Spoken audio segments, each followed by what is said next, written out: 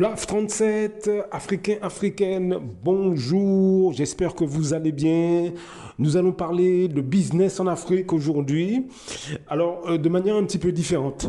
J'ai envie de vous faire écouter quelqu'un qui fait du business en Afrique, justement, et qui parle de la communauté afro-africaine, afro-descendante en France et dans les pays d'Europe. Je vous laisse écouter, on se reparle juste après. De son autour, tu te maries dans la communauté. Et le suprême, quand vous commencez donc à gagner de l'argent, qu'est-ce qu'on fait? On envoie une partie au pays. La diaspora chinoise a énormément contribué à l'émergence de la Chine actuelle. Énormément. En envoyant de l'argent pour réaliser des projets. Pas pour faire de la subsistance comme nous faisons encore à ce stade. Je pense que ça va évoluer, mais à ce stade, nous envoyons encore de l'argent pour de la subsistance. Donc, comment ça fonctionne donc dans la communauté chinoise? Quand un Chinois arrive, d'abord, il faut qu'il puisse lui aussi s'intégrer. Eh bien, on va s'arranger à ce qu'ils puissent posséder quelque chose. Ça peut être un commerce. Et attention, beaucoup de Chinois ne prennent même pas d'emprunt bancaire parce qu'ils ont eux-mêmes leur propre système de tontine. On te prête l'argent dans la tontine, tu achètes un commerce, et les Chinois font très souvent ça. Ils achètent un bien, en bas c'est le commerce, en haut ils habitent. Je ne sais pas si vous avez remarqué ça, mais la plupart des restaurants chinois, les Chinois même qui ont ce restaurant habitent en haut. Ils font le commerce en bas, ils habitent en haut. Donc ils possèdent l'immobilier. Et ils remboursent l'immobilier avec le restaurant. Et avec les recettes du restaurant, ils vendent donc, ils payent donc la tontine et remboursent les crédits. Donc, c'est un système dans lequel quand les gens arrivent, on sait que la communauté qui est sur place va t'aider à t'intégrer, va t'aider à gagner de l'argent, va t'aider.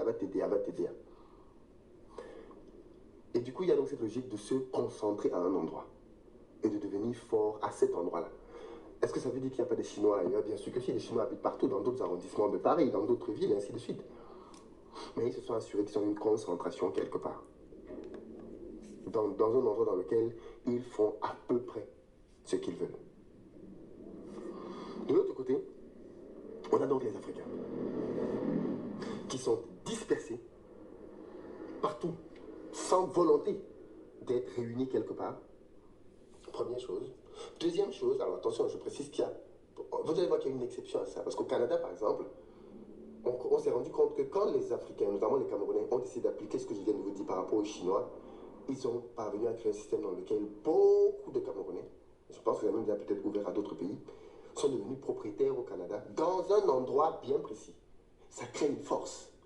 C'est pas juste que je suis propriétaire. On est propriétaire ensemble à un même endroit. Ça crée la communauté. On peut donc ouvrir nos commerces, on peut donc ouvrir tout ce qu'on veut autour et faire circuler l'argent. Parce qu'on s'est organisé. Les Chinois donc l'ont fait. On voit que ça ne dépend pas juste du fait que tu as un apport au départ. Ça dépend d'une organisation communautaire. Et quand il y a une organisation communautaire, on peut émerger. Il se trouve que dans notre communauté, parce qu'on est donc dispersés, on ne parvient à rien bâtir. Parce que c'est parce que vous êtes ensemble que vous parvenez donc à faire les commerces et tout le reste. Parce que vous savez qu'il y a une clientèle autour de vous. Tu vas venir faire un commerce sans avoir de clients autour, ça ne va pas marcher. Ça ne va pas marcher. Donc tu as besoin d'une concentration de personnes autour de toi qui voient les choses comme toi et qui peuvent dépenser comme toi. Dans notre communauté, donc, il faut se le dire, beaucoup ne seront pas propriétaires. Beaucoup ne seront pas propriétaires. Il n'y a pas une solidarité financière pour pouvoir prêter de l'argent au travers d'un système de tontine qui permet d'acheter de l'immobilier cash, comme les Chinois peuvent le faire, alors qu'on pourra en avoir les moyens. Clairement, si on se met ensemble, on pourra en avoir les moyens.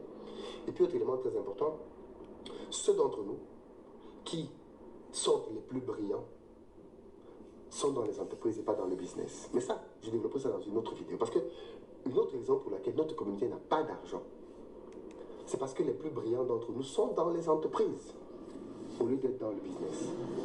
Mais comme je dis, ça, je le développerai dans une autre vidéo dédiée à cela. La communauté chinoise nous démontre donc qu'en réalité, ce n'est pas un problème d'apport au départ, c'est un problème d'organisation.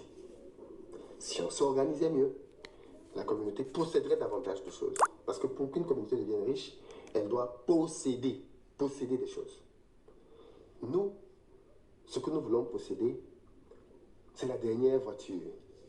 C'est la dernière. En fait, c'est une communauté, peut-être qu'il faut que je précise. Elle doit posséder des assets. Ok? Pour qu'une communauté devienne riche, elle doit posséder des assets réunis, concentrés. Il faut qu'il y ait une concentration de possession d'assets. Nous, malheureusement, nous possédons. Mais nous possédons quoi? Nous possédons des passifs. Nous possédons individuellement des passifs. Voilà pourquoi vous allez voir que de temps en temps, comme j'ai pu le voir dans les vidéos, certaines personnes s'énervent. Oui, moi je suis propriétaire de ma maison. Oui, moi j'ai fait ceci, moi j'ai fait cela. Oui, mais c'est à échelle individuelle. Toutes les communautés au monde ont au sein de ces communautés des gens qui s'en sortent mieux que d'autres. Toutes les communautés, vous prenez la Papouasie-Nouvelle-Guinée, vous prenez le Sri Lanka, vous prenez le pays que vous voulez, prenez le Daghestan, prenez le pays que vous voulez.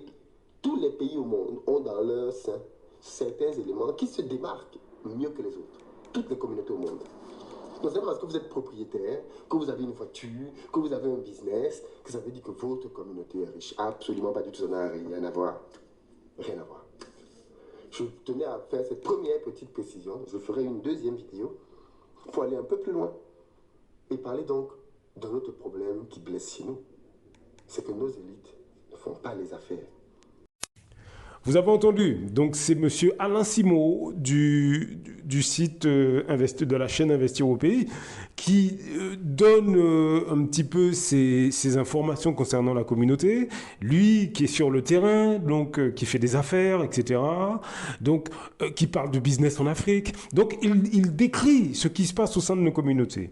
Alors, comme je vous dis dans ces audios, je veux dire que les personnes qu'il décrit, ces Africains qu'il décrit, qui en fait n'ont pas un rond finalement. On ne possède rien, nous ne possédons rien. Nous sommes, même quand nous sommes diplômés, nous sommes employés chez les autres. Il l'a expliqué dans son intervention. Vous pouvez aller voir, vous pouvez d'ailleurs aller voir la vidéo. Hein, je veux dire, c'est pas, il n'y a rien de caché. Le titre, c'est « Je maintiens, la diaspora africaine n'a pas d'argent ». Donc je répète, le titre de la vidéo, c'est « Je maintiens, la diaspora africaine n'a pas d'argent ». Allez voir ça sur la chaîne Investir au pays. Et voilà où nous en sommes. Donc les personnes qui sont comme M. Simot décrit, il faut bien comprendre que lorsqu'elles sont dans la rue, le premier réflexe qu'elles ont pour compenser leur complexe finalement économique, mais aussi culturel, donc elles méprisent l'ensemble des afrodescendants du regard. C'est-à-dire, elles les regardent de haut, avec dédain, mépris.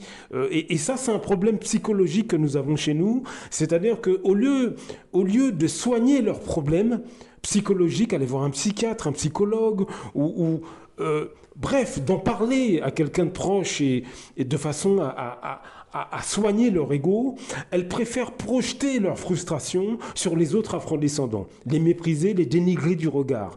Quand vous êtes dans les grandes surfaces, en voiture, quand vous interagissez parfois avec ce type de personnes, ces personnes choisissent de maltraiter leurs semblables. Ce sont des incivilités, comme je l'ai dit, sur le trottoir, dans les magasins, etc. Regardent avec mépris leurs semblables, regardent avec dédain leurs semblables, mais en fait c'est pour cacher qu'en privé, leur vie ça ne va pas. Économiquement, elles sont des subalternes, même quand elles sont diplômées, c'est pareil. Culturellement, ils sont complexés, ils aimeraient quelque part changer de peau, si je puis dire, mais malheureusement, c'est pas possible. D'ailleurs, beaucoup se blanchissent la peau dans nos pays, donc c'est pas pour rien. Beaucoup de femmes africaines et d'hommes se blanchissent la peau, les femmes africaines mettent des faux cheveux sur leur tête. Eh ben, ces personnes, quand elles sont dans la rue, vous devez comprendre qu'elles regardent avec mépris, dédain, dégoût leurs semblables. C'est une manière de rabaisser l'ensemble du monde noir pour qu'elles se sentent mieux. Voilà les trouvailles que j'ai pu faire. avec des livres comme Peau noire et masque blanc, etc. Aimé Césaire, j'en ai déjà parlé dans d'autres audios. Regardez les vidéos de Thomas Sankara, il parle de cette mentalité un petit peu d'esclave que nous avons. Mais il y en a d'autres, Stokely Carmichael, Marcus Garvey, etc., etc. Il y en a plein d'autres, plein d'autres. Ça a déjà été dit et redit. Donc, c'est pas un secret. Mais il y a une chose en plus que ces gens qui sont frustrés, ces afrodescendants, Afrique, Caraïbes, etc., tout pays confondus, il y a une chose que ces afrodescendants font en plus, ils dénigrent, rabaissent notre communauté, nos cultures, au sein des autres communautés. Ça, il faut qu'on en parle parce que c'est extrêmement grave. Vous avez une masse énorme sur toute l'échelle sociale d'Africains, d'Afro-Caribéens, d'Afro-descendants d'une manière générale, dans nos pays et dans les pays d'Europe, dont la France, qui passent leur journée à dénigrer nos identités au sein des autres cultures. C'est-à-dire que quand ils sont dans une situation de couple mixte avec des Occidentaux, des Arabes, des Chinois, etc., ces personnes dénigrent nos identités, notre race au sein de ces cultures. Lorsqu'ils sont avec leurs collègues de travail, dans les pays d'Europe, à table, le midi, discrètement, ils dénigrent l'Afrique, ils dénigrent le monde noir. Voilà ce que j'ai découvert. On doit s'attarder sur notre psychologie, on doit s'attarder sur des méthodes thérapeutiques pour trouver une parade à ce problème. Est-ce qu'il faut contacter des psychologues, des psychiatres? C'est le travail que je suis en train de faire en parallèle de ces audios. Est-ce qu'il faut mener des actions d'envergure, des actions de prévention, de santé mentale au sein de nos communautés? C'est le sujet de mes audios. Réfléchissez en famille, parmi vos collègues, vos voisins qui sont réceptifs à ce discours. N'allez pas voir des gens qui s'en foutent de ça. Choisissez des afrodescendants qui sont réceptifs à ce discours et discutons ensemble de savoir qu'est-ce qu'on peut faire contre ce problème qui est endémique en France et dans nos pays. La situation est catastrophique. Et le profil de ces personnes a été mis en lumière par l'intervention de M. Philippe Simon sur sa vidéo. Ce sont des gens frustrés qui finalement sont les subalternes des autres cultures, qui finalement paraissent devant les autres. Ce qu'ils veulent surtout, c'est paraître devant les autres afrodescendants. C'est vraiment paraître, se sentir supérieur aux autres afrodescendants, et ça explique leur comportement quand ils sont au sein de l'espace public. Donc réfléchissez à tout ça, c'est important, parce que notre santé mentale est en jeu, je vous l'assure. À très bientôt, blaf.